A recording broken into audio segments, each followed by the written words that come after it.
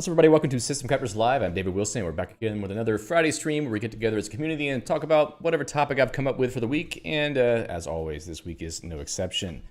So let's see. What false narrative am I going to talk about this week to cast myself as the role of a villain in some kind of world debacle? Probably something relating to the Olympics. I don't know. Last week I was basically saying I was the cause of CrowdStrike. So this week we got to find some other reason for me to be the cause of all the world's ills.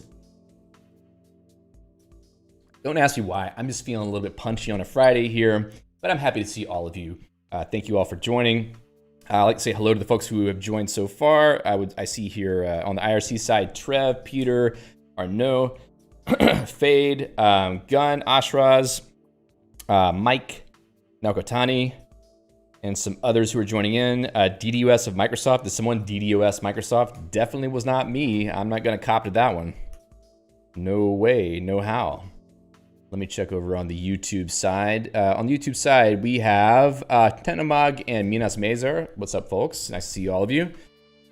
So yeah, we'll have another little interesting stream today. Something not quite so Emacs focused, but we will be discussing the topic of language servers in general and how that relates to a package like Eglot, which is a built-in language server client for Emacs.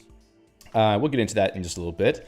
Also, hello to Khaled, to Karen, or Karan, maybe. I'm not sorry. Sorry if I mispronounced your name. Rickard as well, and then Redacted over on the IRC side. Redacted says, the world gets saved because David Will has trouble with the death rays Linux drivers. Oh yeah, 100%. So right before the stream, I'm plugging everything in and I'm sort of getting OBS set up and taking a look at my OBS output, and the camera is not working. And I'm like, what the hell is wrong? I literally just used the camera 30 minutes ago to finish recording next week's video. And now when I switch machines, now the camera no longer works. Turns out I kicked the power supply and it got unplugged, and that's why it was telling me no signal the whole time. So basically, every Friday, I do something completely idiotic that causes the stream to not start on time. And as Redacted so rightly insinuates, if I were to do something that was intended to take over the world, I would probably fail because of something Linux related or just something really dumb. So I accept that. I accept this side of me, you know, as part of the way things go. And I don't think I'll be taking over the world anytime soon, unfortunately. Ashra says, by the way, on topic, told a colleague that you would talk about LSP. First reaction, oh, the regular streamer is going to be an LSP for Geeks configs? No. I guess it would be more impressive if we had an LSP for Geeks configs, but no. Redacted said, it'd be a cool stream though. I don't know, man. Writing any kind of LSP for Lisp languages, there's aspects that would be easier, like, you know, parsing a Lisp language is super easy because you just use the reader and you get back effectively the AST via S expressions or by lists. But when it comes to all the normal language intelligence parts of it, you know, since you have like more of a dynamic environment, whatnot, you have to do static analysis of the code, and many Lisp implementations do not have static analysis to give you access to symbols that are defined across modules, etc. Redacted said, I meant the taking over the world part, but I'd take the LSP thing too. Yeah, okay. Taking over the world, we'll see. Maybe a couple more years. I don't know. I actually have to finish my Geeks config first and my Emacs config. That may actually be another lifetime. So I might be reincarnated as a cat and then finally take over the world after I finished all of my configuration work. Redacted said, be the stream you want to see in the world. So let's not go and encourage people to try to take over the world. Pinky and the Brain tried that. Didn't really work out. Every week there was some other problem. So I think that we should just all accept the limitations and the glass ceiling for world domination. That's what I do. Hello to Dominic. It says, there it is. Good morning, streamers. Yes, we're all streaming right now. Are you all streaming? Do we all have our Twitch streams up? We should. Ashra says, have to finish my Geeks config. Ah, we're safe. No, it doesn't even have to be the Geeks config. My Emacs config is in shambles. Every time I try to like redo something, it never gets finished because I get, you know, distracted by some other shiny object.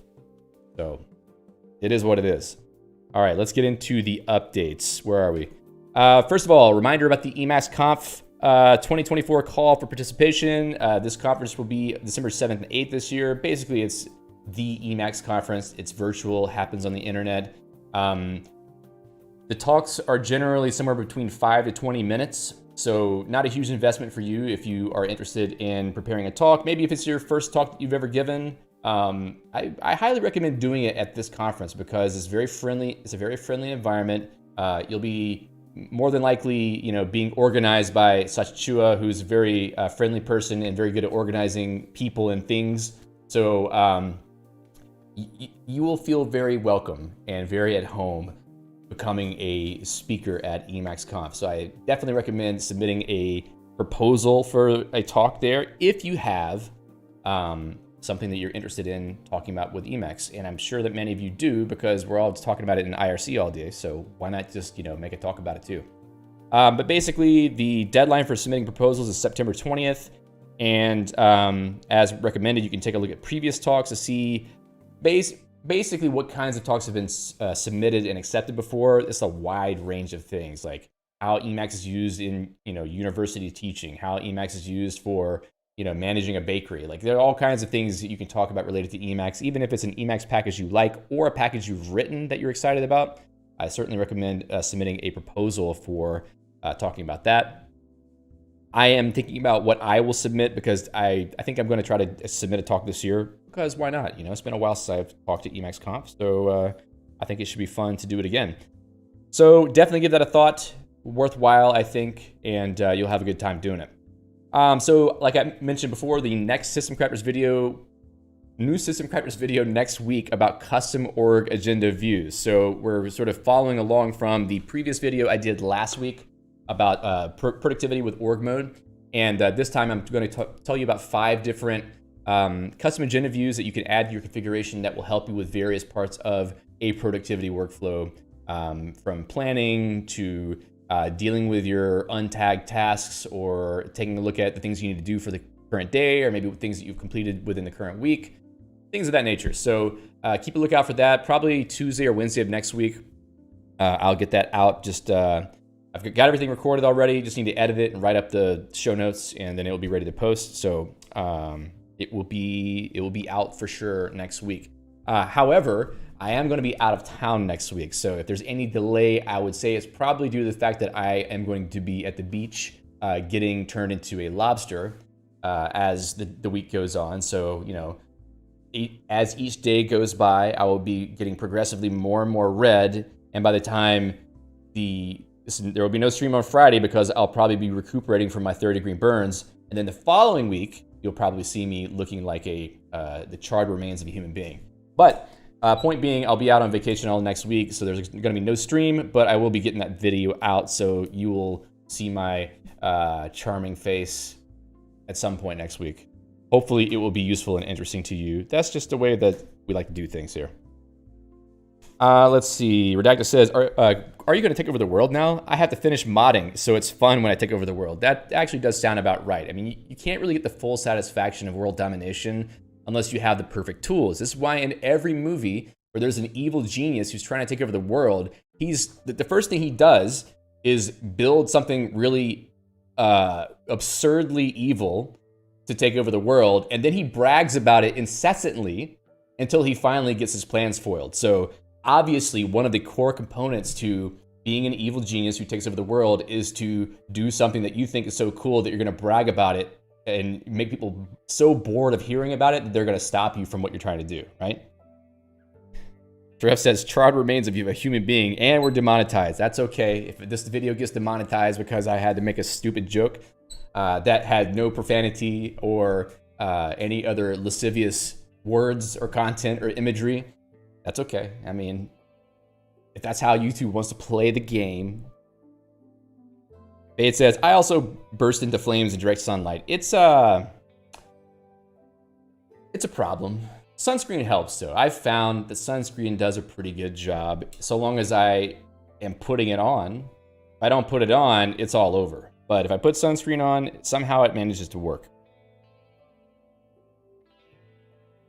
Let's see. Drishal said, by the way, would you please cover configuring TreeSitter properly? I'm not going to bother with that one today. TreeSitter is like another wrinkle in the whole quantum fabric of Emacs, and I don't really feel like bothering with that right now. I don't personally get any value or think I will get any value out of using TreeSitter, so I haven't bothered really dealing with that. Ashra says, your chair might require some oil. No, that's the microphone boom. It's not squeaking right now, though. There it is. Anyway, yeah, I need to put some oil in the boom for sure. Sorry about that. Let's see. Ashra says newsletter. Yeah, that's a thing that I said I was going to do, right?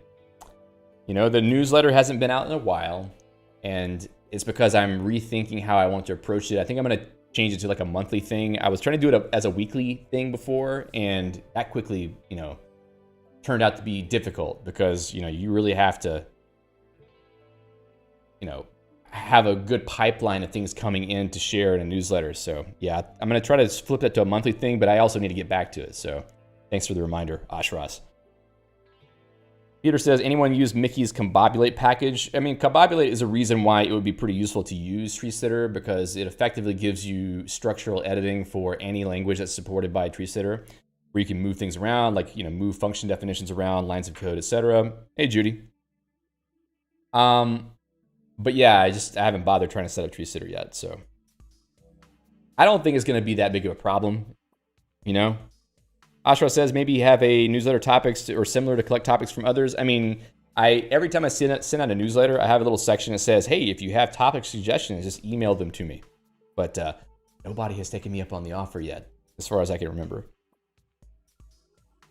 I just go scan, you know, the various sources like, let's say, you know, Emacs News, etc., try to find things that are interesting to talk about. Rickard says, perfect is the enemy of world domination. That's true. We should stop striving to be perfect and just get the job done at an acceptable cost, let's say. All right. Peter says TreeSitter modes work really, really well. Probably they do. I'm not saying anything bad about TreeSitter. I'm just expressing to you my lack of desire to try to figure out how to configure that. I mean, honestly, it's probably just a TS-JSTS mode. I'm going to break my org. Left pad is going to be suggesting topics now. That's fantastic. Anyway, that's the news. Why is this not in presentation mode? And what is happening right now?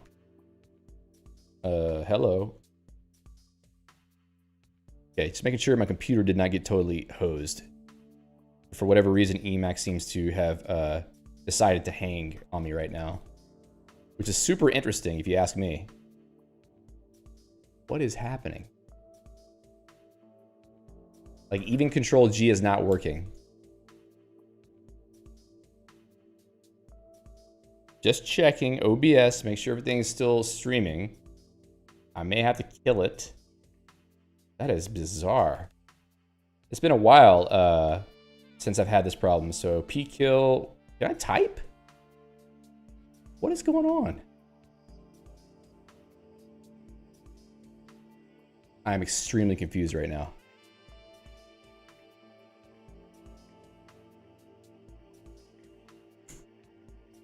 Wow. Okay, so Alacrity and Emacs cannot accept input. Pkill Emacs, pkill. Thank you. Oh boy. What a mess. All right, so let's just start everything over again. Stuck modifier key? I don't know, it could be. I don't know how I would have accomplished that. All right, here we go. You're gonna see the little setup routine here. Start music, intro to screen. There we go, fade the music back out. Now let's go over to the .NET. Yeah, there we go. Find file, August 2nd, boom, there we go. Require.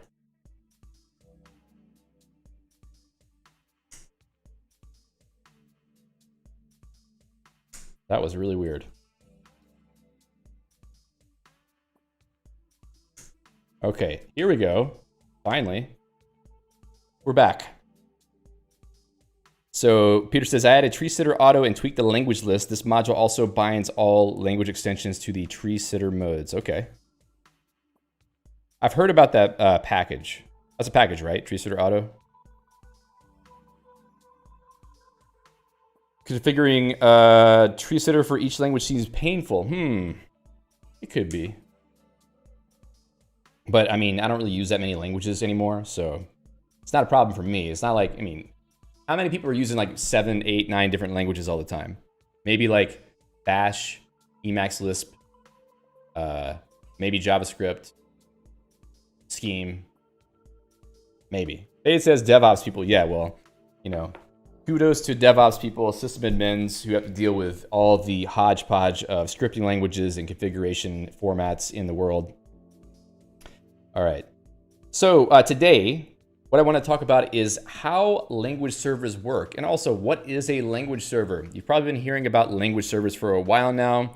Let me pull up this page because it is a pretty good entry point into the topic.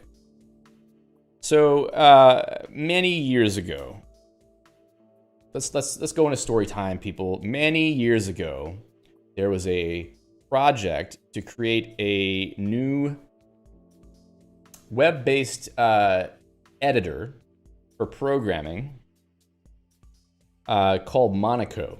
And this was basically an attempt to provide a Visual Studio-like experience in the browser. So Monaco editor. Yeah, the Monaco editor. And I mean, I'm sure people here have probably used this at some point or another. It's just like an embeddable editor in a browser. This is actually the genesis of Visual Studio Code. It's basically an editing control for an HTML/JavaScript web page that gives you a lot of things you would expect from an IDE, like code completions, syntax highlighting, lots of other things that are sort of clicked into this to provide a full IDE style experience. At some point, the team behind Monaco decided that they wanted to make a desktop editor using Electron, which was the birth of VS Code. Now, the thing about VS Code is that they really wanted to... Oh, thanks, Judy, for the reminder about the bot. Where is it? Start chat? Okay, there we go. You see, I have Emacs Lisp commands to drive the stream. How about that? Do you believe me now that I actually use Emacs? I'm not just here pretending to use Emacs all day long. I actually kind of use it. And it kind of works. And also, this is Emacs Lisp code that is launching a Scheme program in the background that powers this funky little chat overlay. So anyway, I'll stop patting myself on the back once I get the overlay back up again. All right, somebody say something in the IRC. Thank you, Judy. All right, cool. Back to the story time. So what they wanted to do with Visual Studio Code is to create an editor that was high performance and more resilient to crashing. So they tried to sandbox the implementation of any kind of language extensions into the editor in a couple of ways, but the one that's most important is the kind of the logic and the guts of dealing with a particular language, like let's say JavaScript or C++ or whatever, gets shuttled off to a separate process that's running on your system and is not directly connected to the, well, it's not, it will not directly impact the editor itself. Am I making sense so far? So point being is that VS Code will stay resilient because all this really nice fancy stuff is doing to give you all this IDE functionality, code completions, you know, finding references to things, etc. Is putting all that logic into a separate process. Now, okay, if you've got a separate process, obviously you need a way to communicate with it, and that's what the language server protocol is all about.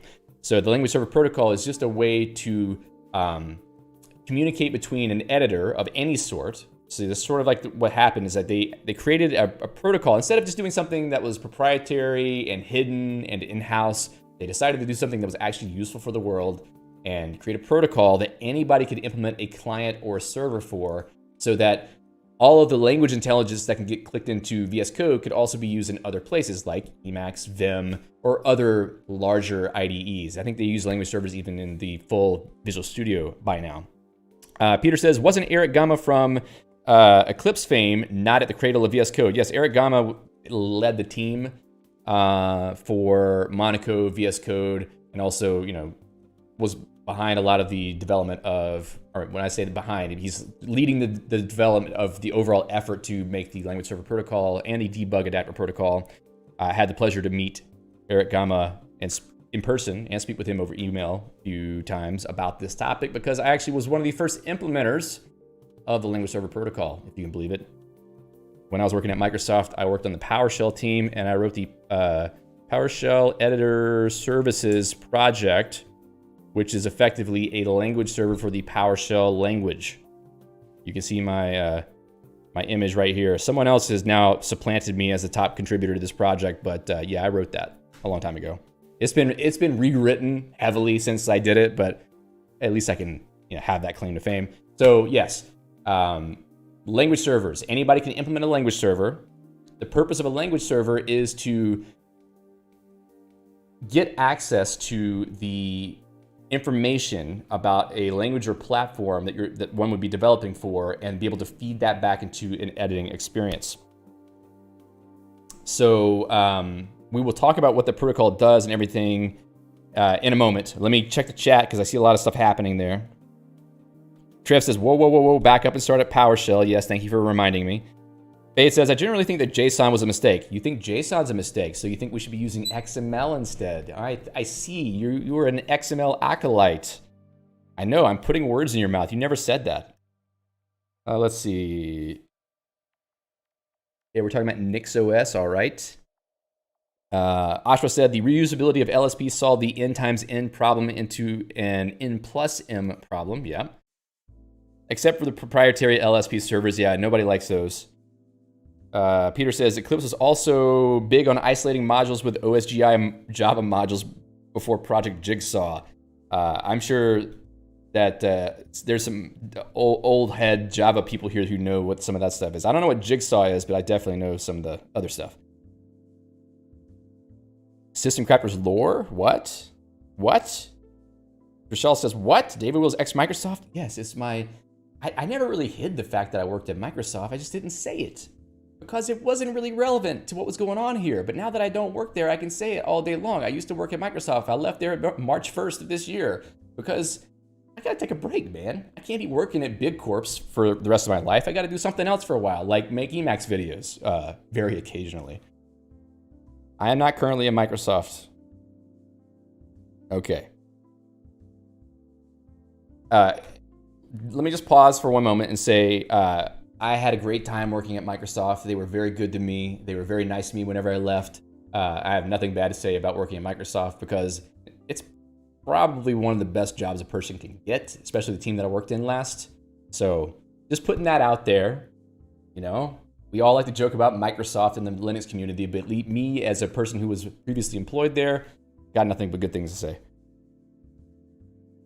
Zorik says, that's a good story. Microsoft uses Emacs. I was literally using Emacs and Geeks every day working at Microsoft for the last 5 years. So I don't know. It's not really like it's, it's not like it's a big surprise or anything. Actually, I was using Emacs at Microsoft before I went to GitHub too. So it was a while back. Redacted says, Microsoft is making you say this, blink twice. No, Microsoft's not making me say this. Rochelle says, did you have to use Windows at work? A long time ago, but at some point it was possible to use Linux at work. And then I used Geeks. Now, I was sort of doing it in a slightly unsanctioned way because they want you to use their endpoint protection stuff, which kind of requires that you use Ubuntu because all they really want to do is support Ubuntu because it's easier for them. So I was working on open source projects at Microsoft using Geeks because it was public repos, so it wasn't like there was a real problem there. So thankfully I was able to avoid that problem. I was fortunate in the teams I got to work in. Okay, that's a digression. So back to the point. The language server protocol is sort of the way that a client, in this case, an editor, text editor, or any other tool that wants to integrate a language server, it could be anything really, it could be any kind of tool. The protocol is the way that it communicates with a language server. A server is not running on a server. It does not have to be running as a server. In fact, most language servers are running as processes that are spawned by the, let's say, an extension in the host editor, and you're literally just spawning a process and you're talking to it over standard I/O, which means that you just create a pipe to the process on the input and output streams of the process, and you're just writing directly to the process, almost as if you ran it as a terminal program and you're typing in the protocol stuff directly. So don't get confused by the concept of a server here. A server is just a place where you can make requests and get events back and information back. A language server can run on a remote machine. It's certainly possible for that to be the case. It can also run over a socket on the local machine. But in most cases, you're going to see language servers being run as a local process that you're communicating with it over standard I/O, input, output. So the core of the language server protocol, let me know if this is boring as hell, okay? The whole concept here is I'm explaining to you language servers, okay? We're gonna talk about a protocol. Maybe some people will want to fall asleep as I'm talking about protocols. That's okay. For me, it's Friday night, so maybe I'm reading you a nice little bedtime story here, but we're talking about JSON-based protocols. I'm sorry. If you have a problem with that, let me know. That's okay. No problem. Hello, Jerry. Checking the YouTube side here. Boo says, cold take. I like JSON. Works well, and it's easy to use in closure scheme for me. JSON is fine. JSON, it's good enough. I'm good with it. I don't have any problems with JSON. I think that we should just accept it and be okay with it. I would much rather use S expressions as a format. Someone mentioned Eden. Boo said, I've used both Eden and JSON. It converts well. Eden is pretty cool, but it's very closure specific. All right, enough rambling. So, language server protocol. I'm gonna give it to you a little bit like, let's call it top down. Okay, I'm gonna give you a high level view of what it means, and then we can kind of go into some details about what it actually provides, so that you understand what you should be getting in your editor in terms of functionality. And it's actually been a while since I've read the protocol spec, because I implemented a language server in 2015 or 2016, all right? So it's literally been almost 10 years since I've really dived in deep on this spec and read it. So we're gonna be looking at it kind of with fresh eyes today, which is fine, because I do understand kind of the concepts pretty well. All right, so language server protocol is actually based on something called JSON-RPC. I don't know if you've heard of JSON-RPC before, but it's basically a way to make what they call remote procedure calls from a client to a server.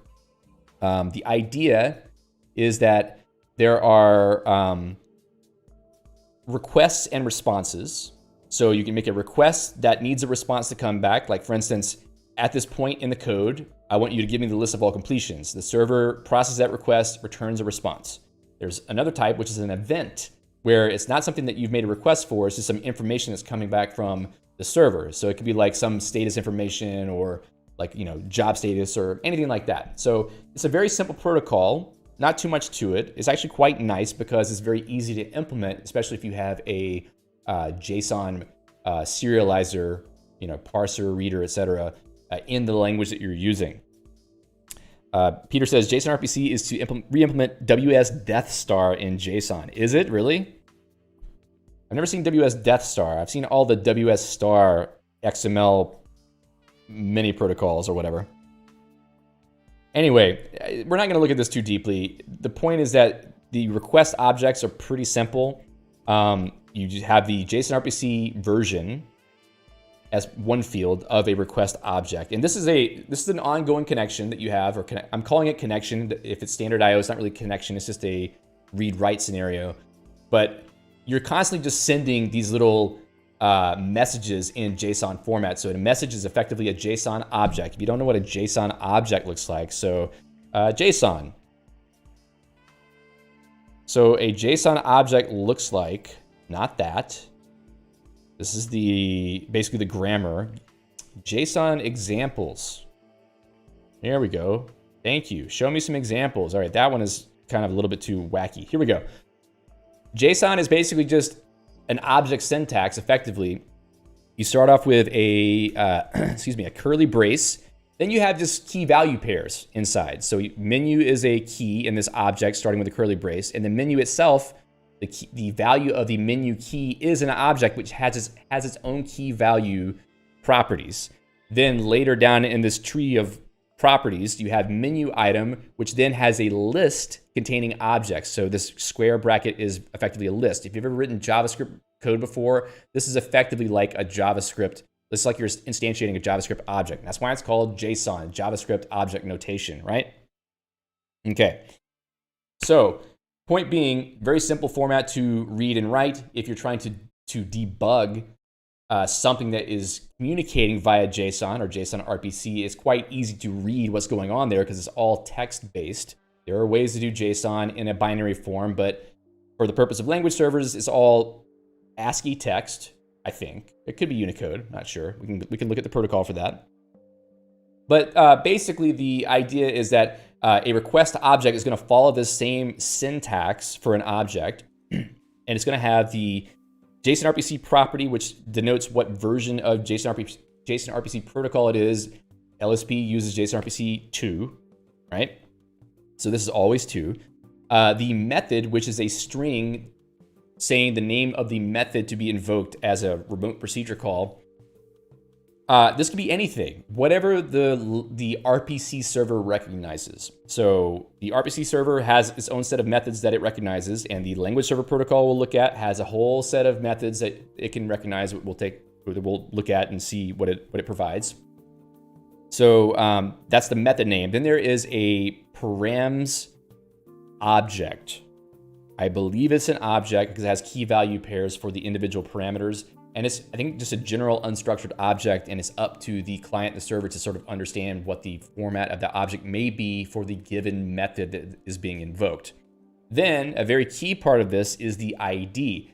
It's an ID, an identifier established by the client that must contain a string, number, or null value. So the point of this ID is that when you're making a request, the client assigns an ID to the request. It could be anything. It doesn't really matter what it is. It doesn't have to really even increment correctly. It doesn't have to be monotonically increasing. It could be just some garbage string.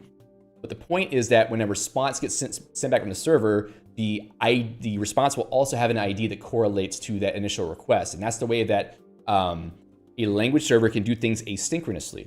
You can send multiple requests to a language server or even to a JSON-RPC endpoint, and then later receive responses, and they may not even be in the same order. So it's on the responsibility of the client to get a response back from the server, the JSON-RPC server, and then check that ID and see if it matches to a given request that was sent by the client, and then do what is ever necessary to do with the information that came back. So the reason why I'm mentioning this is that this also plays into the design of Visual Studio Code and how it wants to asynchronously deal with language extensions to the editor. Things need to be asynchronous. We need to be able to send a request to get completions back and not hang the editor so that it remains performant.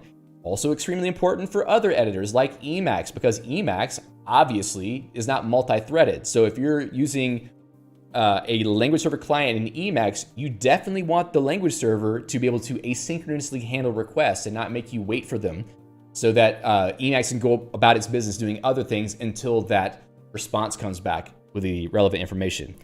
Am I making sense here? Is it making sense? Am I moving too fast? Am I kind of missing concepts? Let me know. Code says, can you explain in the Emacs org mode with examples? Sure. Fade says, the presence of Node in a system is an architecture cancer. Well, tell us what you really think, Fade. I mean, come on. Sounds like you like Node a little bit, right? I think you might like it. Node's okay. I mean,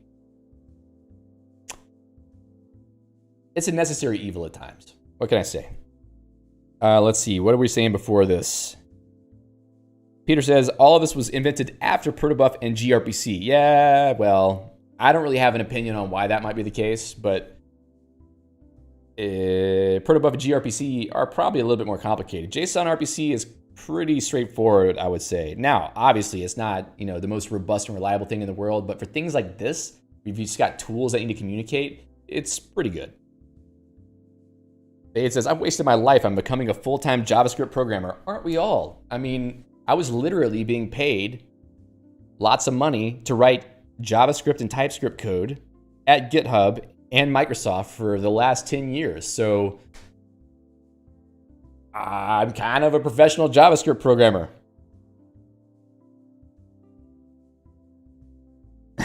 Ashra says, hey, there's a new and great system monitor with fancy graphics. Huh, cool. Oh, it's Node and it needs 500 megs of space and a lot of RAM.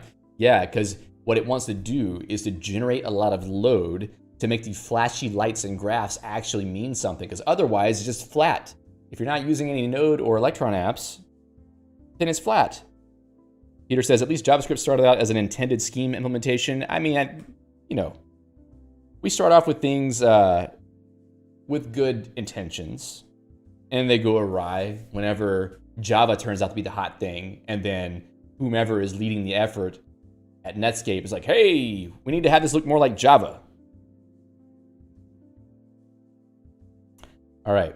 Anyway, so that's a request, and I've sort of implied what a response would be in this case. Response object has JSON-RPC version result. This member is required on success, so you need to have some kind of result whenever there's a successful request. The mouth is not cooperating. This member must not exist if there was an error invoking the method. So we've got sort of a mutually exclusive set of properties here. You're either going to get result or error as properties back from a response, depending on whether the request succeeded or not. And then also you have the ID, which must correlate to the original request ID. So pretty simple. Stupidly simple, I would say. I mean, for a person who needs to implement a JSON-RPC client or server, very straightforward, in my opinion, not too hard. The error object has a code, a message, and some structured or unstructured data for describing an error. There's also, you can do batch requests and stuff. I really haven't looked into that very much. Where's the event type? They don't even mention it? Event? Is that real? I could have sworn there was like an event type. Maybe I'm wrong about that though. Anyway, that's the general overview of JSON-RPC. It's very simple, which plays into the fact that it's been so easy to get language servers integrated with various editors, because it's so easy to write a client to a language server using things that pretty much exist in every language.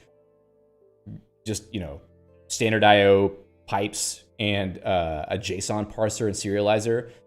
With that, you can talk, and also spawning a process. With that, you can talk to pretty much any language server and get information back. So this opened the door to any text editor or IDE to get rich language functionality from language servers. I think that despite the fact that JSON-RPC is not the most amazing serialization and RPC format, it's not the most amazing by far, but the simplicity of it actually played a huge role in making it so prevalent, I think.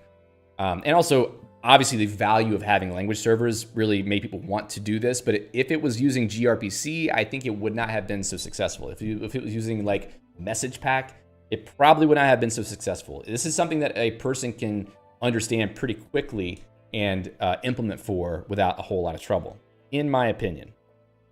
So, overview. What is language server protocol? The idea is to provide a language-specific smarts inside a server that can communicate with development tooling over a protocol that enables inter-process communication. How it works. Okay, here's a nice little diagram that explains to us what is happening what do they call this? This is like a swim lane diagram. I'm no software engineer. I'm just a lowly programmer. I don't know how to make these charts. This looks like it was made in Visio. I don't really know Visio. I don't know how to do this stuff. I'm not an architect or project manager. I'm just a guy who's wearing a hat on a YouTube stream.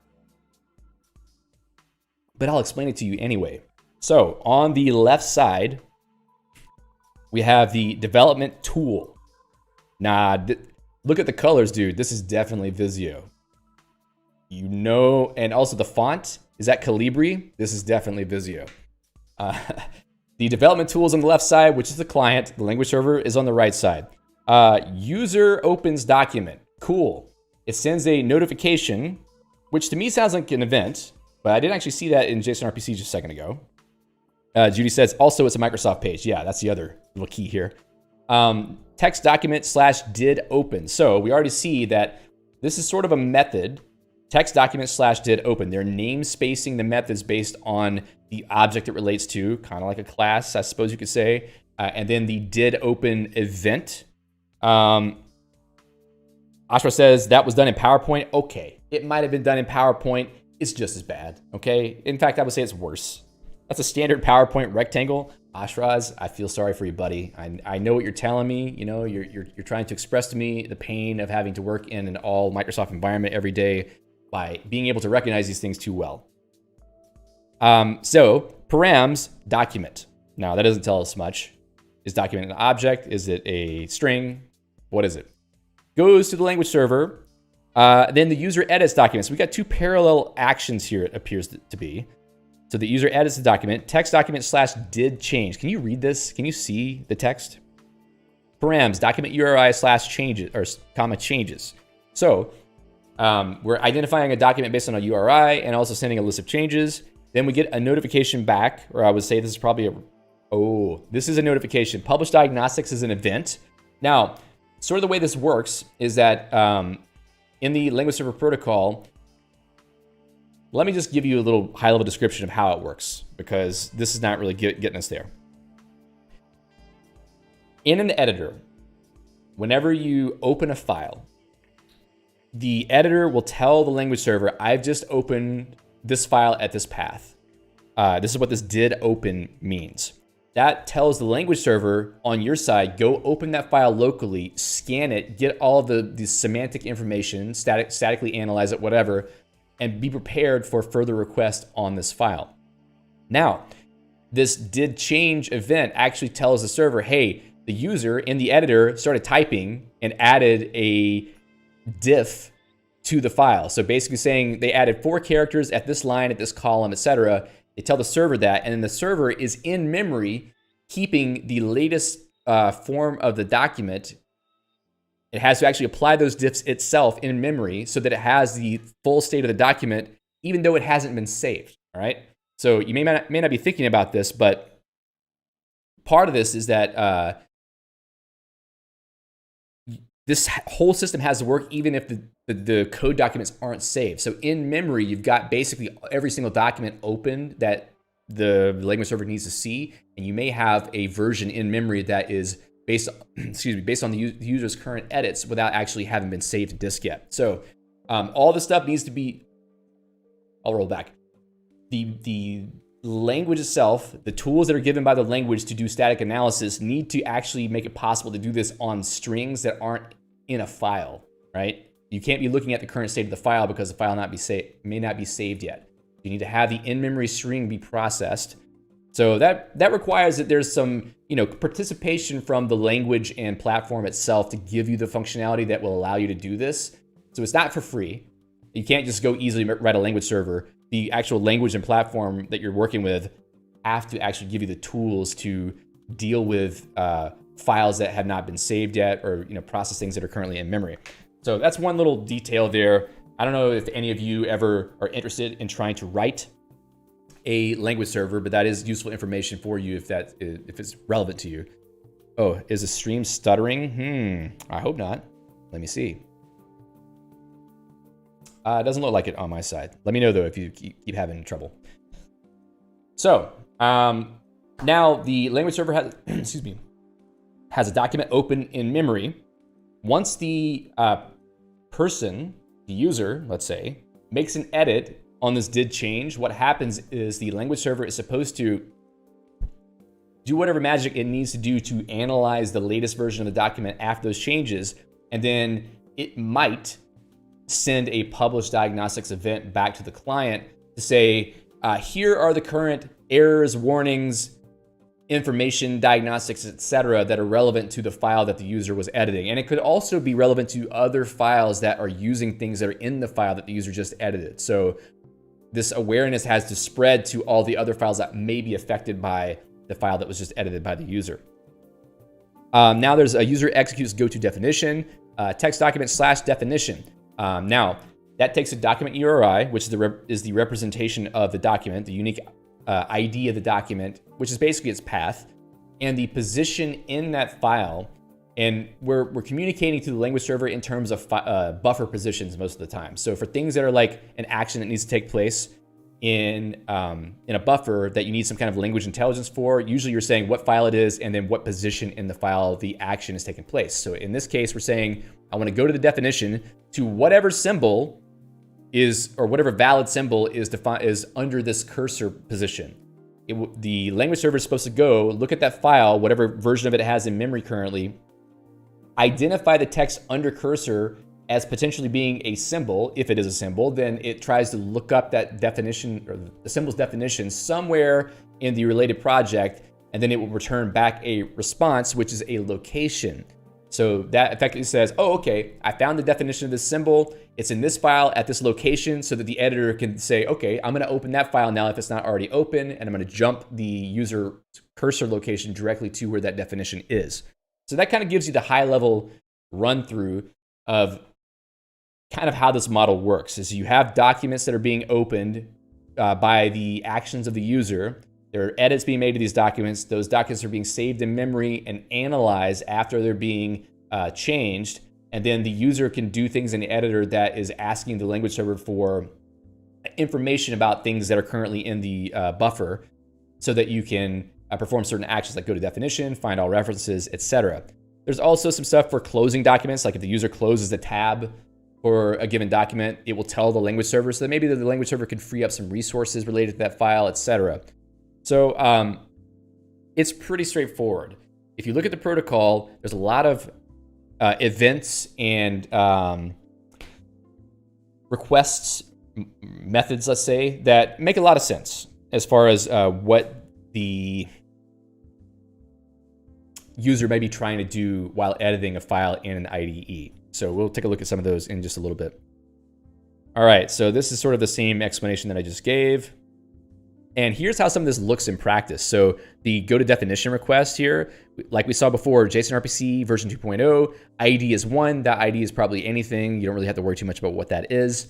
The method we're asking for is text document / definition, and the params is an object. The text document URI is the URI to the file path, or the file that we are looking for.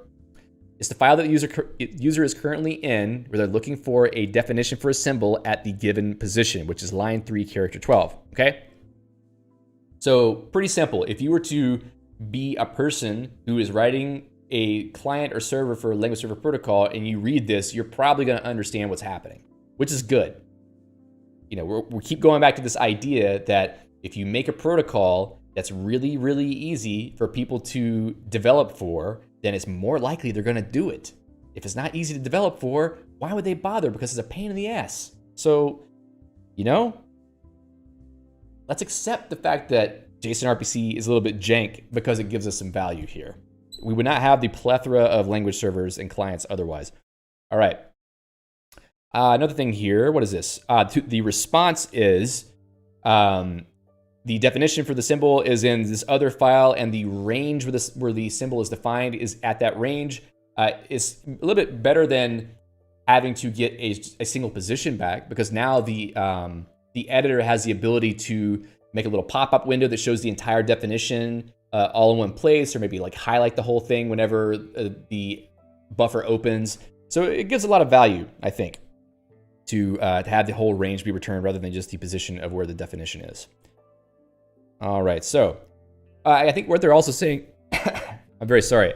We've had like a cold in the family the last week and a half, and I am the latecomer to the whole cold situation, and it's treating me well. It's great.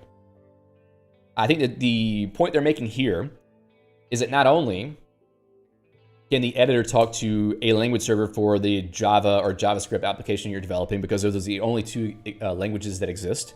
You can also have many files open for a given project, and they may all have their own language servers. Like Sass is an example here. You could be having like a bash language server open if you have a bash script for your project. So one project, the files open for that project could have multiple language servers open. Now, obviously, they're not communicating to each other because it's kind of irrelevant. Only the language server for a given language is probably going to be talking, or sorry, all files for a given language that use the same language server will use the same instance of the language server. So if you have 15 JavaScript files open, the JavaScript language server will be serving all of those. But the Sass language server will be serving only the Sass files, okay? So you may have multiple language servers running, but you're only gonna have one per language, effectively. Capabilities is another thing that's kind of interesting. Language servers may not support all of the language server protocol specification. So there's a concept of capabilities where the client can ask the server, hey, do you support going to definition for symbols? And it may say no. And if it says no, then the client will probably ignore any user request to go to definition, or it may just not show that action for that given language. So it is pretty nice to have this ability to request capabilities. I'm not sure if the server can ask the client for capabilities too, but I think really the goal is for the client to ask the server for what capabilities it has so that it can modify its behavior based on what the server provides. And if you are a developer of a language server protocol client or server, and you're using JavaScript or TypeScript, there are NPM packages available, which are nice, but I didn't have those because I was writing all of my stuff in C#. So I had to write my own implementations of these things, which was fine because why not? You know, like that was my opportunity to have a greenfield project to myself, write it from scratch. I was having to use C#, which is not so great, but you know, you got to take it where you can get it. Okay, let me check the chat and see if there's anything, anybody asking questions about stuff in here.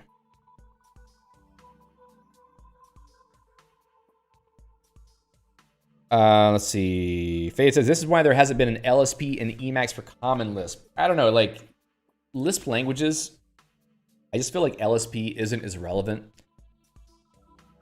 because you're usually using a REPL-driven workflow, and it would be nice definitely to have, you know, finding references of symbols and finding definitions of symbols, etc. But I think that, you know, Lisp programs are so much more nebulous that it's not exactly as easy as what's the right terminology I'm looking for? A more traditional syntax language, let's say. Kirill on YouTube says, what is the logo on your cap? That is a System Crafters logo. Systemcrafters.store. All right, let's see.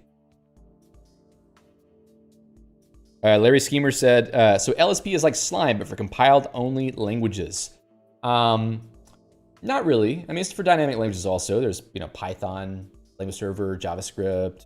Many dynamic languages have language servers, but the line is usually drawn by whether the language is often developed interactively via REPL. Now, Python is a language that is often interactively developed by a REPL, but people don't do it the Lisp way, let's say.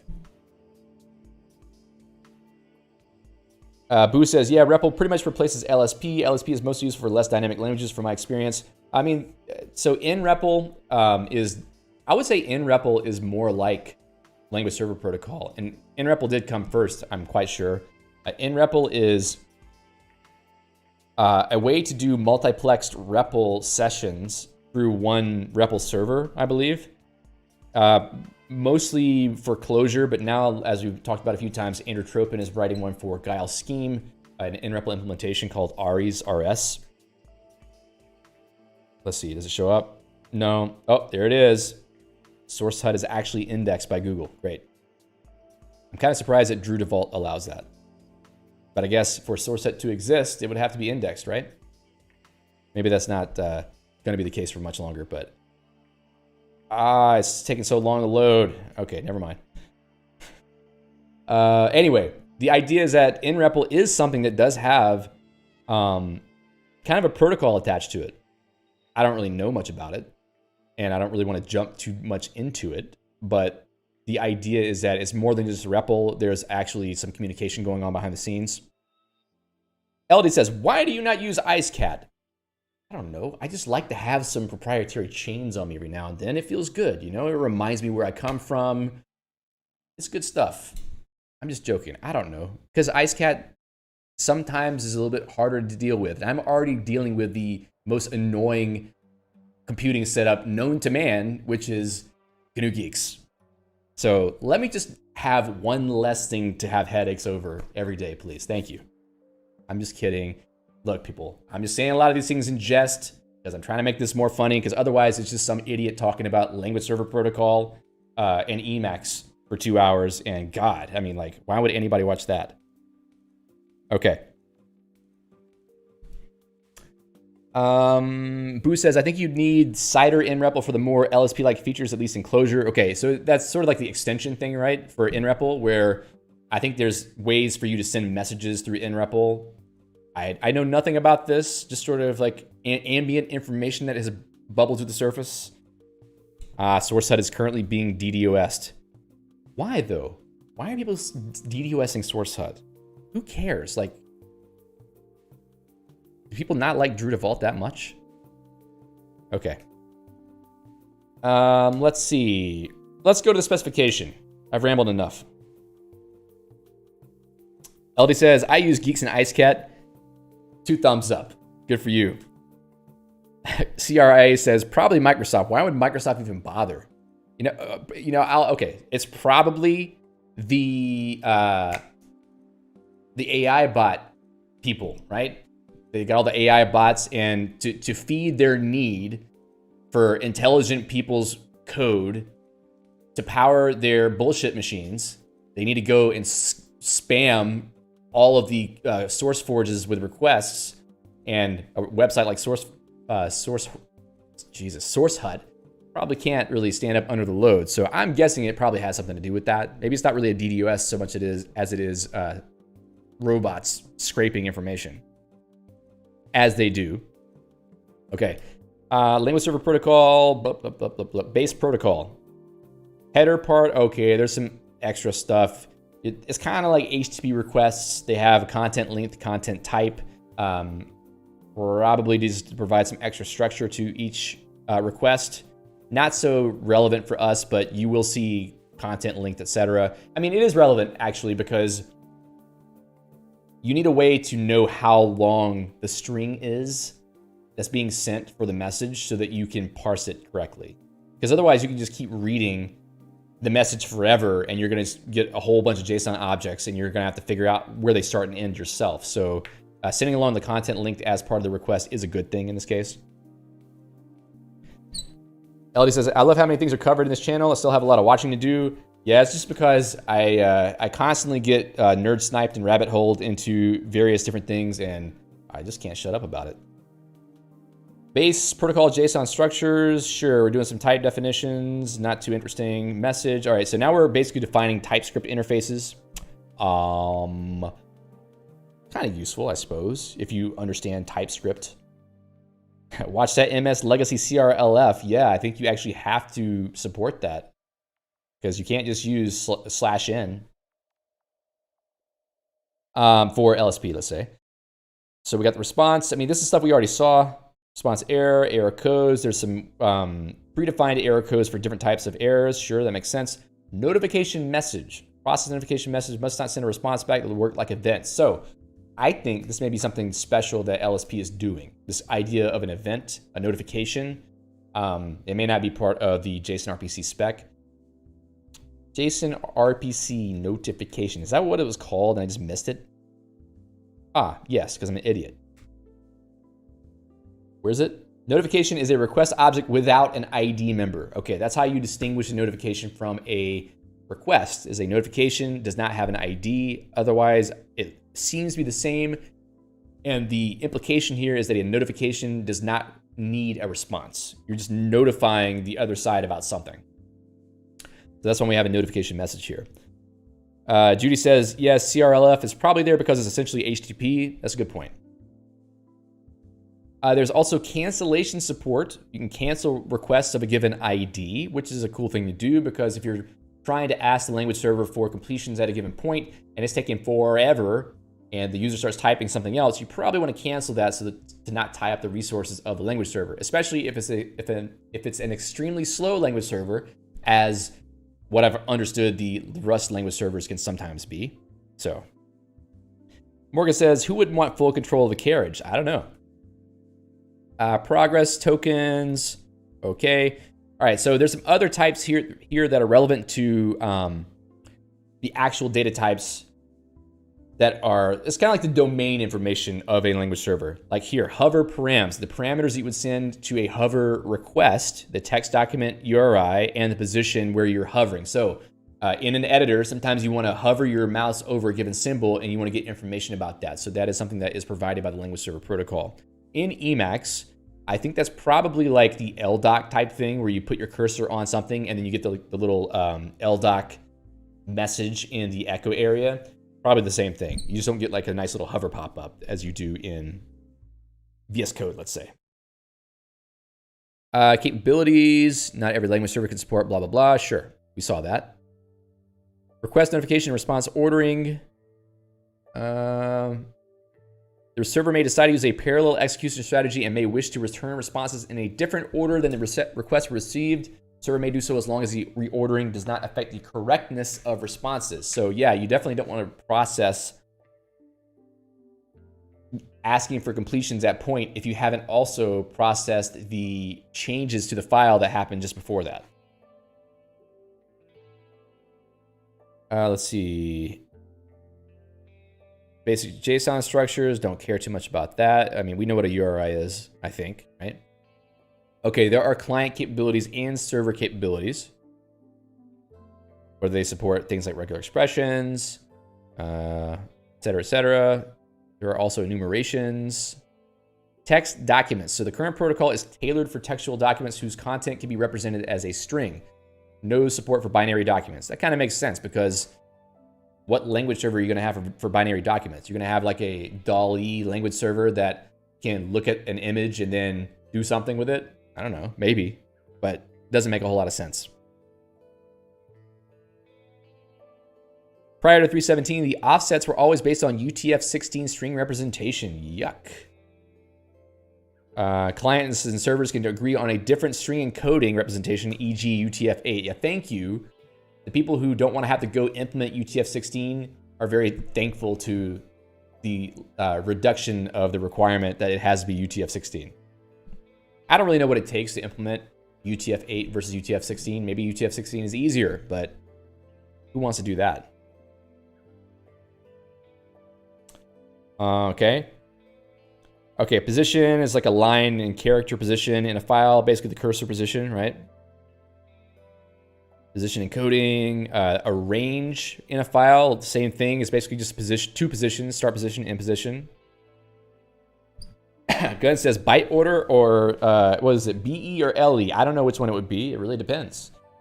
The spec should say it. Didn't say it right there though, did it? Text document item. I mean, let's go to some of the more interesting stuff. We don't want to look at the data types. We want to look at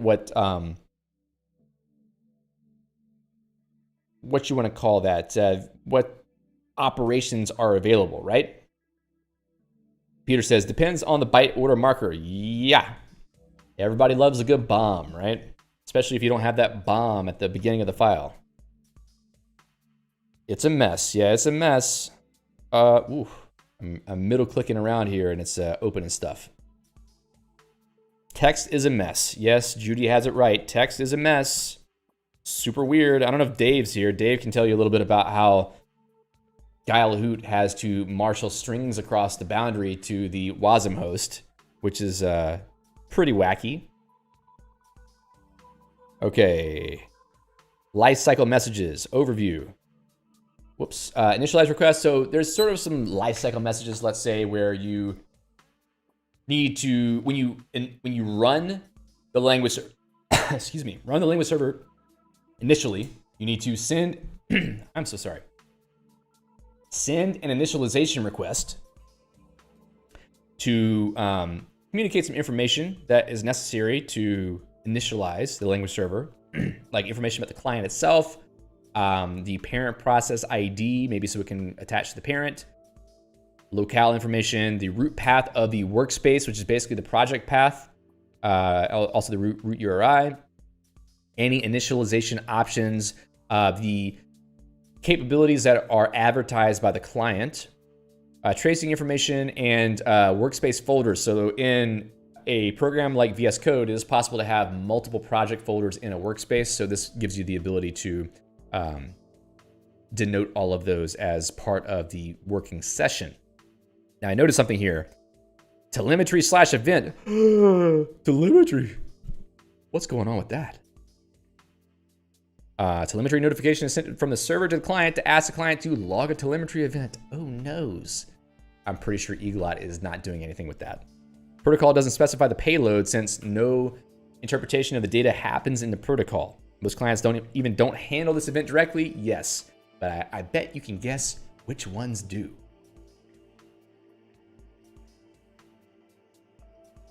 Anyway, I digress. The initialized request may be sent only once. Well, why not? Why not more than once? Why not? I mean, like, doesn't it make sense to send initialized requests like 45 times just to make sure that the server knows that it needs to be initialized? I feel like that's, you know, should be idempotent. Idempotent? How do you pronounce that word? Yes, Judy. Microsoft wants your data. All the good data. All right, so we see the initialized params. We got to skip ahead a little bit here. You know, like we're looking at some kind of useful stuff, but it doesn't really get us to where we want to be. And obviously, at some point, I need to show a language server running in Emacs just to sort of drive the point home. So maybe we won't spend too much more time on this particular aspect.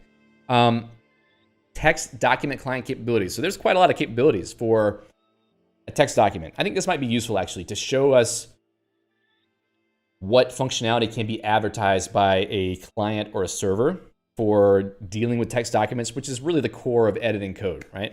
We're just dealing with text documents and what contents they have and references between them. Synchronization.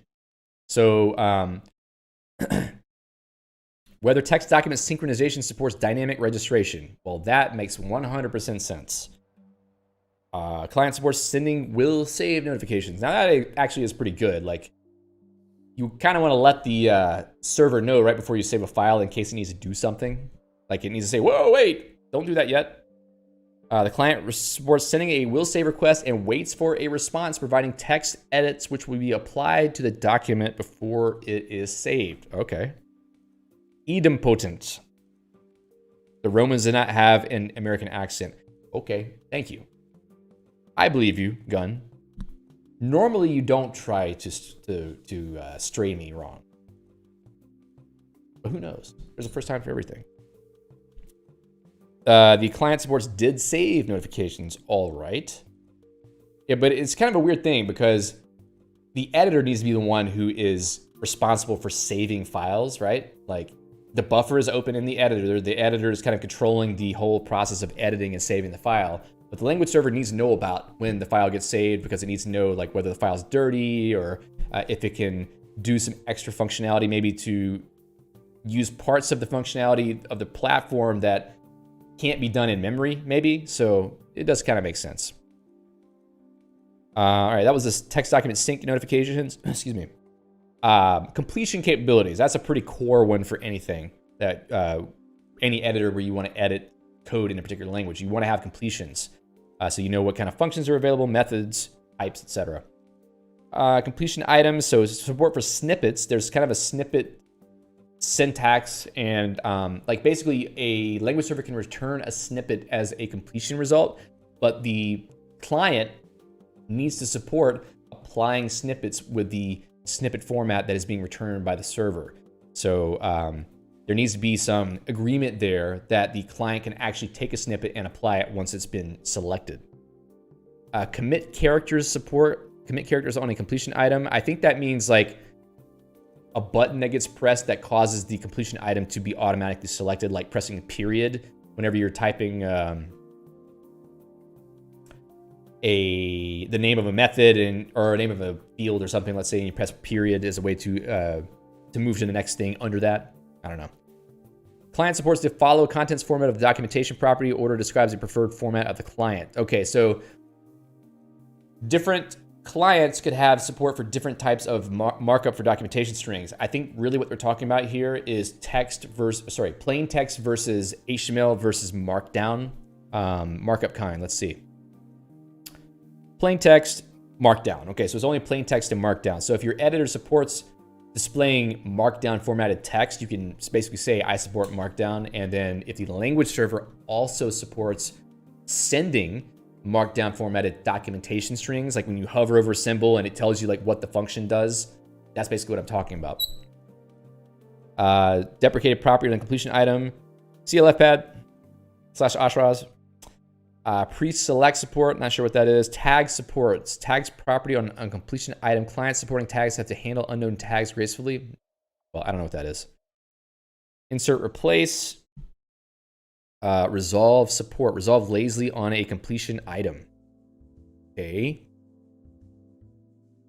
Completion item kinds. All right, this is boring. Okay, I'll just go ahead and say this is kind of boring.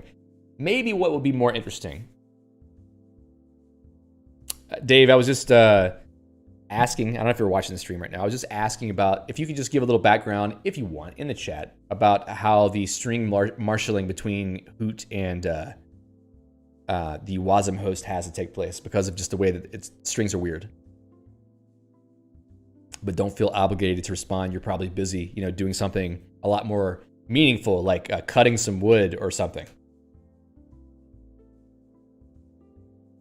So he says, is there an Emacs framework to make courses like JetBrains Academy? I have no idea. Okay, let's get to something real.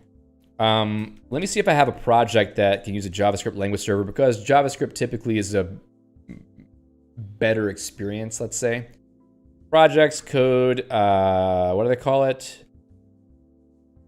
What was it? Stream page? What did I call that? Who the hell knows? How am I going to do this? GitHub.com/DavidWill. Okay, I'm not sure what this repo is called. I know it's in there somewhere.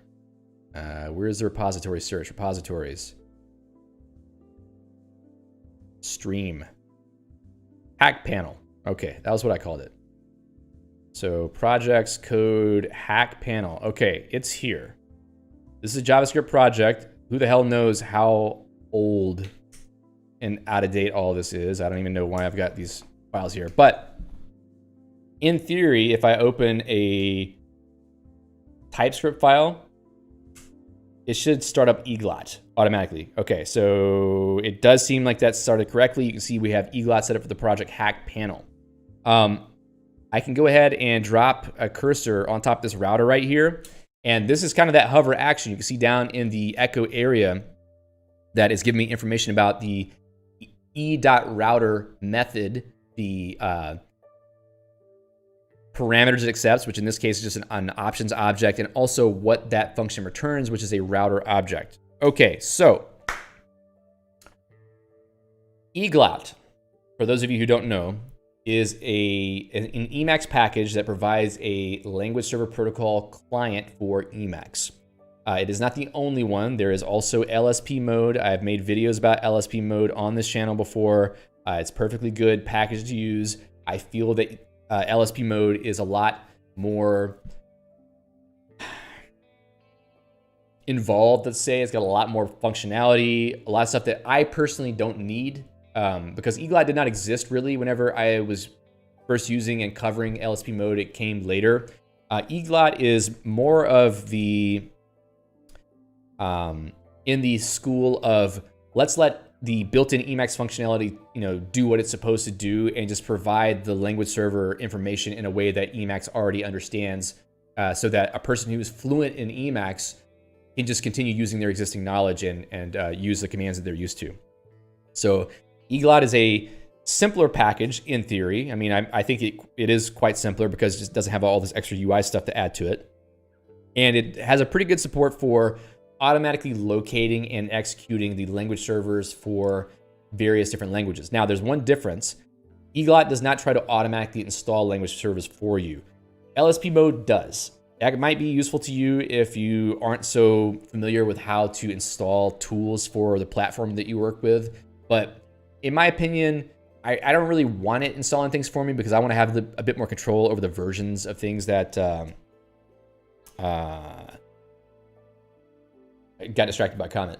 I would like to have more control over things. Plus, you know, a lot of times I'm using Geeks for developing projects, so it'd be nice to have, you know, all the tools and the compiler and everything have the same versioning and have control over, you know, the version of the tooling that I'm using. So I would rather do the installation of the language server myself. However, it does know what the most common language servers are for a variety of languages, and it can automatically launch them whenever you open such a buffer, so long as you have a hook for that language mode to start Eglot. So in my configuration, if you go to, whoa, what did I just do? That was funny. Dot files, Emacs, dev, DW dev, was it web? Web, Eglot. No, not that one. Eglot. There we go. Okay, so for a few different language modes like C mode, C++ mode, JavaScript to TypeScript mode, I'm mapping those to Eglot ensure. Basically, that just makes it so that Eglot ensure, which is probably the command that you want to be using for this, and not just Eglot itself. It starts up the the language server for that language mode, right? So it's not something that you get for free. You have to set up a hook or manually invoke Eglot yourself, meta-x Eglot, for that to start. And then you get the language server automatically launching. So you can see this listing here on the Eglot page to see what languages are already sort of supported. And they also tell you which language servers they are looking for. In the case of JavaScript, there is the TS and JS language server. I think the same for TypeScript because it's the same thing. Yeah, I don't see it in this list, but it must be that. Anyway, that's the one we'll be using today because I've used it quite often and it's pretty nice. So we've got a language server set up when I launched this TS file. Now I think it's possible to look at an Eglot buffer. There is kind of a log of events that are happening whenever you're editing a file. Might be interesting to go and just, you know, change the file a little bit and see what happens in this buffer. This is not the raw JSON. I guess it probably does give you the raw JSON in a lot of ways, but it's giving you more of a debug log view of what's happening. So if I were to start typing this file, I could say, hello. You can already see there's a lot of stuff happening here. First of all, the messages did not start getting sent immediately as I was typing. It probably waited for some delay before it said, okay, now the user has typed in a full string hello in this buffer, and then it sends that all itself. So let me see here. Where does it say hello? Not hover. Did it send each individual character, I wonder? Did change. Right here, did change. Yeah, it basically sent each letter as an individual range, which is kind of funny. That look at all that that JSON that got sent just for a 5-letter string. Okay. The language server client will determine how it wants to send this stuff, and it can do that if it wants to. It's just very chatty, so maybe that's the thing with Eglot, but whatever, it works. So that information is now in the running language server that's in memory. And the next thing that happened was text document hover, which I think is just because the cursor was sitting there.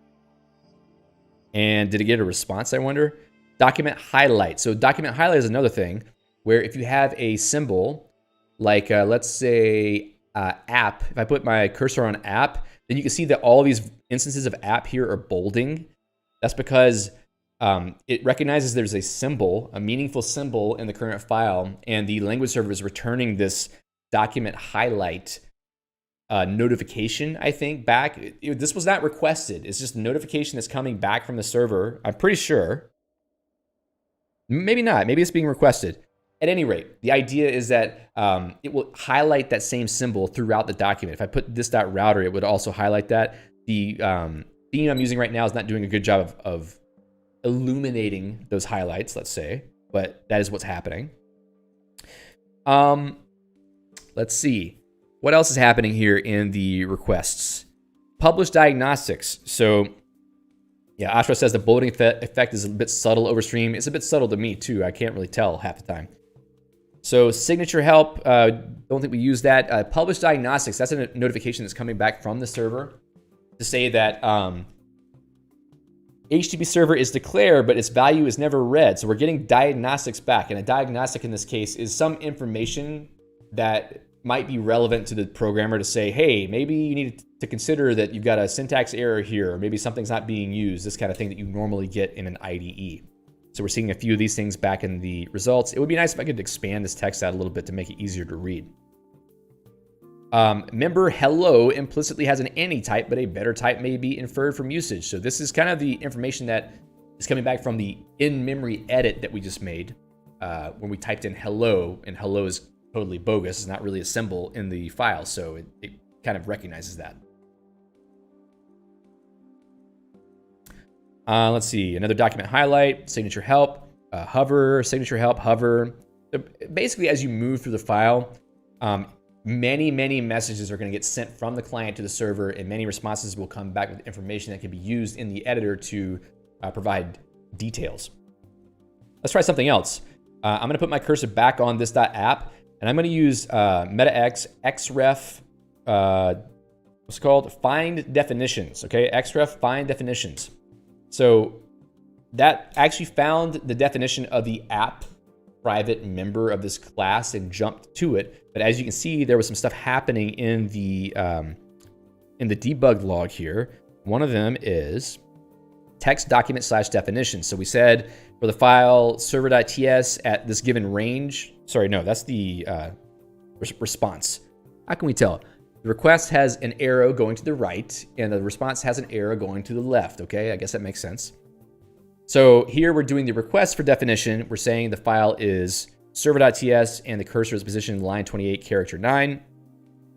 And then the response comes back, okay, we found the definition for that. It's right here in this file. So that's it. You basically see what was happening in the editor whenever you are doing anything when a language server is running using something like Eglot. We got all this output here that just tells us kind of what's happening in between them. And this is happening with a local process that we're speaking to over standard in, standard out without having to have a socket or anything special like that.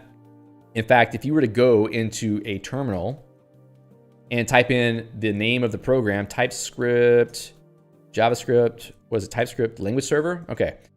TypeScript language server, connection type requires stdio node IPC socket. So it supports a few different types of connection. Different language servers will support different types of connections. It really just depends on how they intend for it to be used, but all of them basically support standard IO because that's the default. Let's see, -- help. Let me expand this a little bit. So I'll say TypeScript language server, what was it? -- stdio. And what else do I need to pass to it? Log level. I think that if I just do it like this, so now it's running. Obviously you see nothing happening. That's because I actually need to type in the text of the JSON-RPC protocol plus the LSP protocol. I can't do that. In fact, actually, there was an example in here. No, where was it? If I can actually locate it, that would be pretty cool, I guess. If we can just do that manually and see what happens. Here we go. Here's a request. Ooh, I would need to know the content link too. That might be a pain in the ass. Anyway, point being, if I were to type in or paste in manually the content linked header and the extra new line and the dashes, I think, and then the entire JSON message for a given request, it should actually respond back to me with something. In fact, what if I do this? Can I just give it some gibberish? Yeah, it doesn't do anything. But it's just standard I/O. You're just talking to a process over its input and output channels, right? I don't know how useful that is to people who are watching, but that's just, it's part of how a language server works. It's just a program that you're running. So you have to install the program. Eglot has to find it, has to launch it, and then they need to be able to communicate with each other using this protocol. But as we've seen, the protocol is pretty robust when it comes to communicating about what capabilities are available. So the editor will pretty much know what it can do with the language server. Nice, no nice helo elo handshake. Well, not so much. There is an initialized request that will get a response, but it's much more heavyweight than the old style. G says, I wonder if that's half the reason why LSPs are even slower on Windows. It could be. Minas Mazur says, does LSP provide a replacement for tree sitter functionality? Well, it does provide semantic highlighting.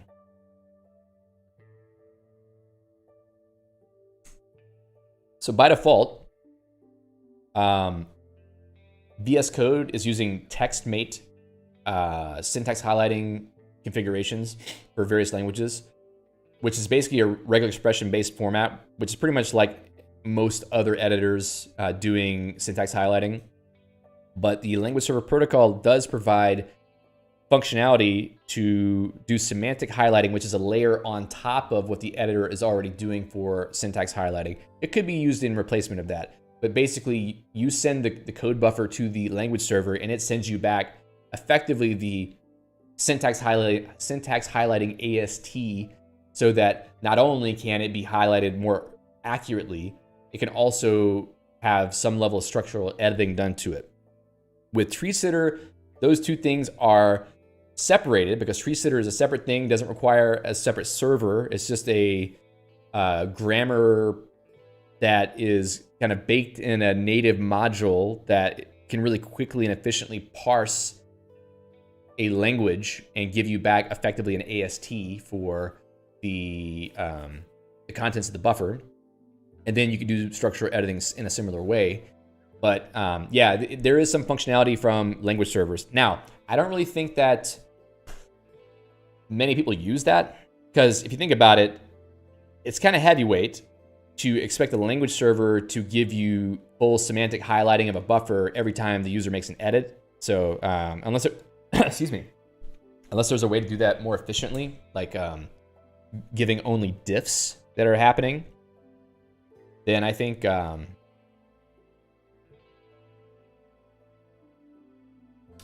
probably tree sitter is better. All right, so where are we at now with time? Okay, we got about 25 minutes. I think we've basically covered it. Does anybody have questions about language servers? Or is there anything that wasn't clear? Because I think we've covered basically like the background, the shape of the protocol, what it provides, and also seeing it actually in action, which is pretty useful to be able to sort of see the messaging going back and forth. But is there anything that people don't know? Ashra says, if the LSP starts new processes, then woo! Yeah, I don't think they really, well, I mean, maybe an LSP server would need to shell out to something, but maybe it's not quite as common.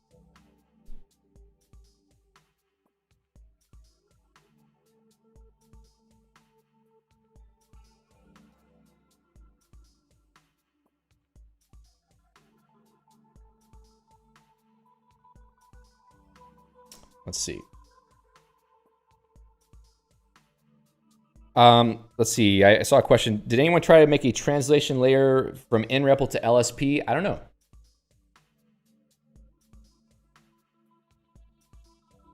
I'm guessing the question is, can you use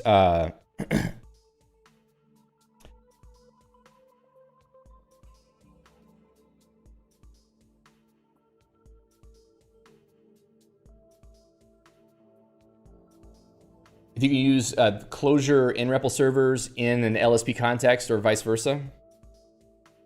Can you do refactoring, Fitzu says.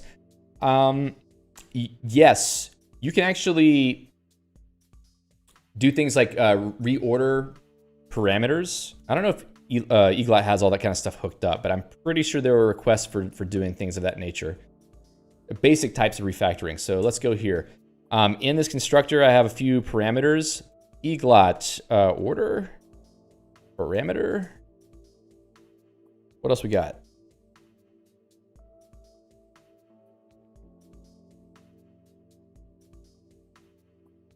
Code actions. Okay. So code actions are kind of like the refactoring actions, like a fix up or something.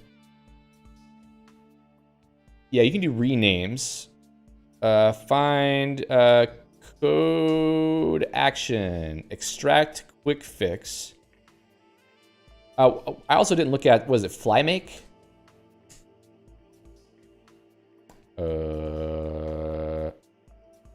Okay, we got console FlyMake, that's fine. Declare, but its value is never read. So what would we do here? Eglot, code action, quick fix. Maybe it will just delete it. No quick fix actions here. Okay, that's fine. Organize imports. Hey, okay, well, it did that. You saw that at the very top of here. It basically just reorganized the imports. I ran action organize imports, and he just sorted them for me. Great. I mean, that's hugely valuable. I don't know what I would do without that functionality, you know? I could have sworn there was a way to do reordering of parameters. LSP reorder parameter. Function parameters completion. Maybe I'm wrong about that. But there are a language server can offer up code actions, which the language server decides what to tell you about, and it can also give the editor the list of edits to be made to affect that action. So it is something that a language server can provide for a given language. Let's see. Could have swore there was something for that, but maybe I'm wrong. Eglot. I mean, if I fired up VS Code here, we probably would be able to figure that out, but I'm not about to do that. It's not that kind of channel. Control C, Control A. What code? Okay. So we can generate, get, and set accessors for this private field in the constructor. That's cool. So we can generate code and have it be inserted. What about the ones here? Remove unused declaration, generate, get, set accessors. I can remove a declaration that's unused, sure. But it is actually being used. Oh. Well, whatever. Hey, Benoit. Okay. Yay, generate garbage. My favorite, yes. Olad says, Eglot is pretty tightly bound to FlyMake, so using other automakes becomes expensive. Yeah.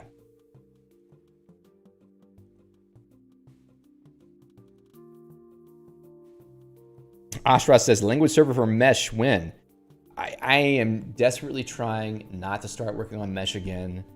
Every time I start working on mesh, all other responsibilities go out the window, because if you've ever tried to write a compiler before, then you know that there's literally an endless array of shiny objects that can distract you from whatever you're doing. And if you get stuck on one, there's just another one to work on, and it goes on basically infinitely. So I am just avoiding working on a scheme compiler right now, because I don't need that in my life. You know, it's like whenever you have a questionable friend who is trying to get you to enjoy questionable substances with them. I don't know anything about this. I'm just sort of hypothesizing here. Sometimes you gotta like say, you know what? I can't really hang out with you right now because you keep trying to give me these questionable substances, and I really need to like finish my taxes, right? Oh boy, got some spamming going on in the Twitch chat. Benoit says, where is this going? This is a wholesome channel where when we talk about questionable substances, we're really talking about fruit juice because it has way too much fructose. And obviously, you know, if you're trying to stay healthy, you're trying to reduce your fructose and sugar intake, right? It says question every substance. Yes, especially the ones that don't do anything to you, like water. Question water. Let's just be really careful about how we treat water because something's fishy about that water. You know, it doesn't have a flavor, doesn't have a smell. I mean, it does. Let's just, you know, go with me here. Ashra says, when will you switch to lim? Why would I switch to lim?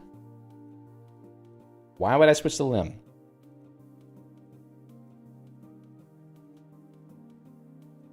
All right. What time is it? Okay, we got a few minutes left. Any other thoughts or questions about LSP? I think LSP is pretty cool, actually. Like, I was pretty enamored by the idea back whenever I was first introduced to it, and I was lucky to be able to write a language server and a client, really. And I felt like it was a really good example of creating a kind of tool that really makes a big impact and is kind of democratized in a way. You know, because you make it easy to work with and you make it open to all, then everybody can get huge benefits from it. And I think it's drastically changed the quality of the tooling for programs, especially like Emacs and Vim, where normally you have to use something like C tags to get any kind of language intelligence. And not many languages have a way to get C tags support. So you're kind of stuck. Like if you're using Emacs, you're kind of just hobbling along without really any IDE-like functionality until Language Server Protocol came along. I think there was some other stuff that was built into Emacs. Like there was something called CDET Emacs, CDET, Collection of Emacs Development Environment Tools. Is that right? Is it? I mean, what did it do?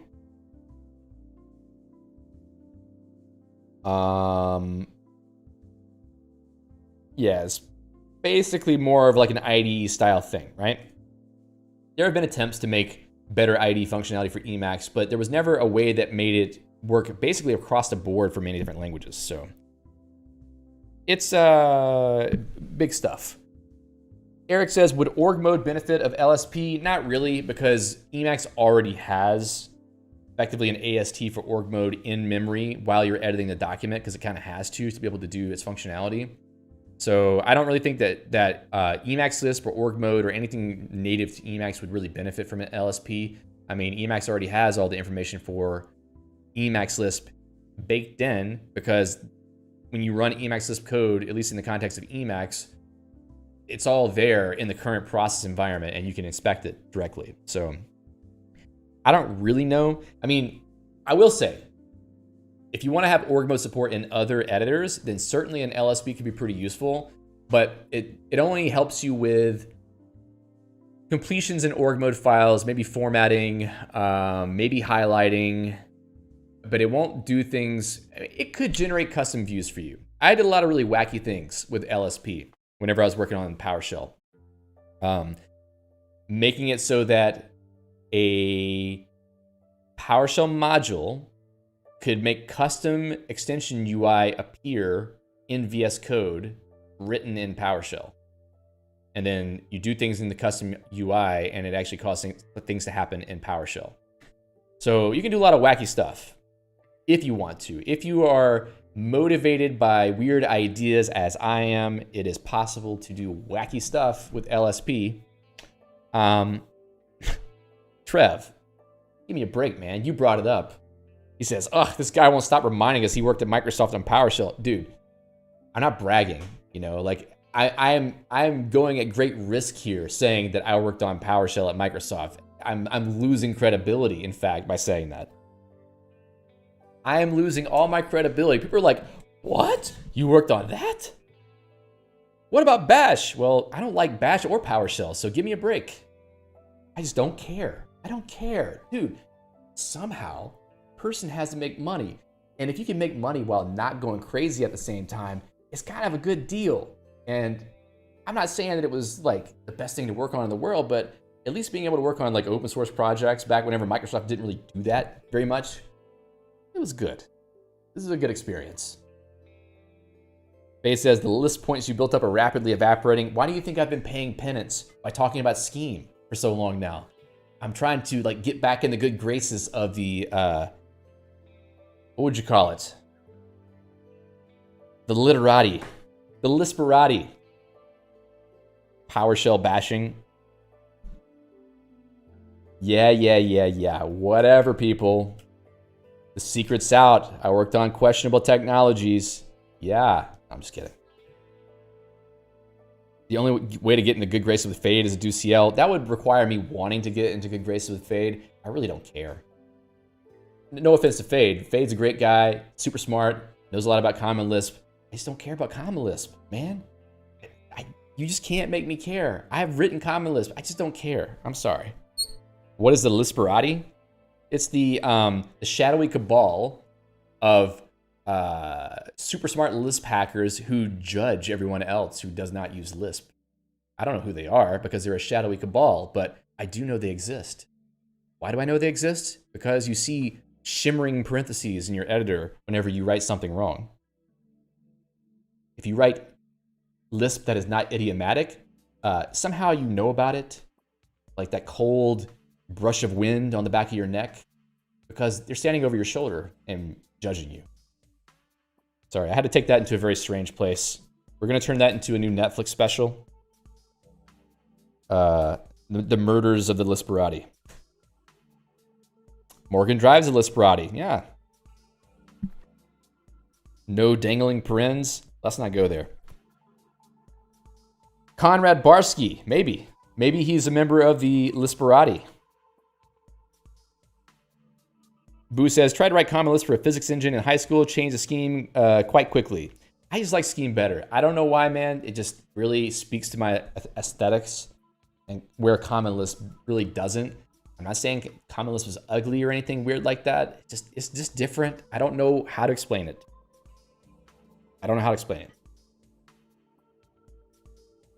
T-Cut says, is it just me or the YouTube stream pretty far behind the Twitch stream? It is very possible. It is quite possible. Sorry, YouTube folks. I can't really control what Restream does. Twitch is usually pretty real time compared to YouTube. Fade says, people are allowed to have preferences between two relatively equivalent things. Thank you. That is the diplomatic approach that I also take.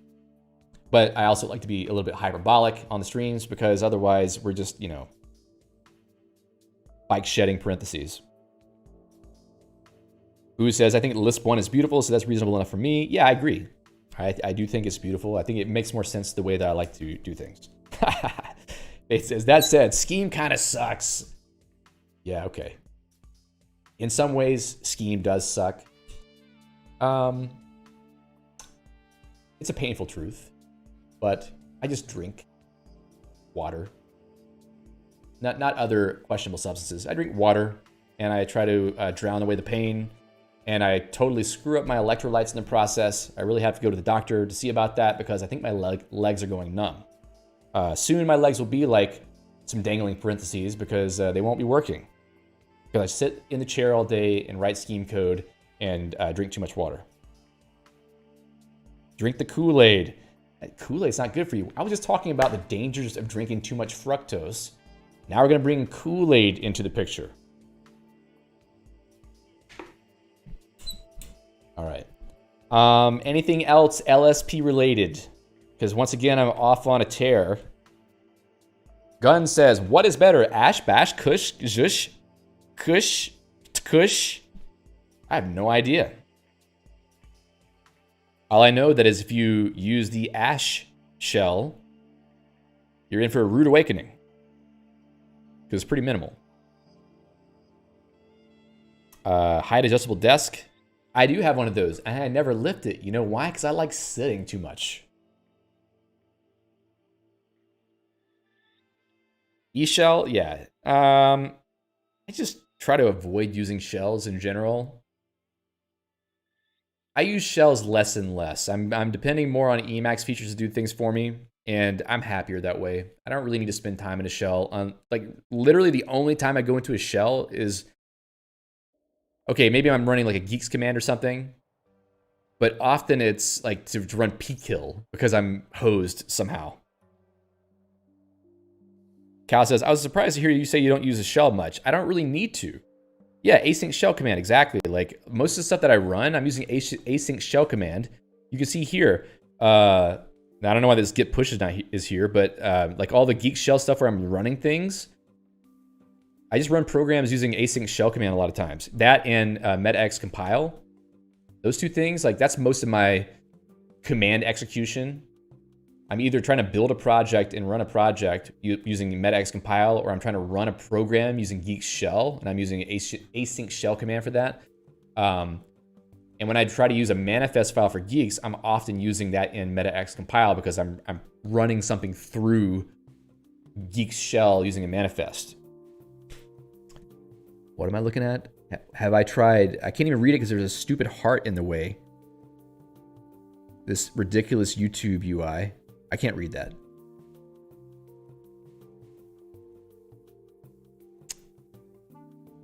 Oh, metax compile is great. I need to make a video on that. It's really simple. It's deceptively simple. You think, this just seems kind of pointless, but it's not. It's super not pointless. It's great. It's probably one of the most common things I use when I'm programming in Emacs is metax compile. You should definitely use that. Deceptively simple. Judy says, also really easy to extend, add some key bindings, really nice. Yeah, I don't even do that. Like, really the only thing I do to metax compile, well, let's just actually take a look at that. Where is it? DW dev, compile. Here. Compilation scroll output, I set that to true. Is that nil by default? Okay, nil by default. And then I use like the xterm color filter, which I could probably do something simpler than that now to make sure that the output gets colorized the way that a terminal would. Oh, Idris too. I have not tried Idris at all. There we go. Yeah, I haven't tried Idris at all. So yeah, that's basically it. And also I have like a little recompile binding where I can bind this in some modes if I want to really easily recompile. But I don't really need that. I just have like a metax compile buffer, a compilation buffer open like as the bottom window, and I just switch over to it with other window and press G, rerun. Super easy.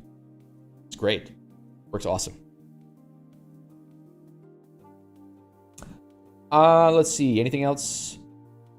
Car3Tech says, my professor made us use Scheme to write a compiler. It was fun. Scheme would be great to write a compiler with, I think. It'd be a lot of fun.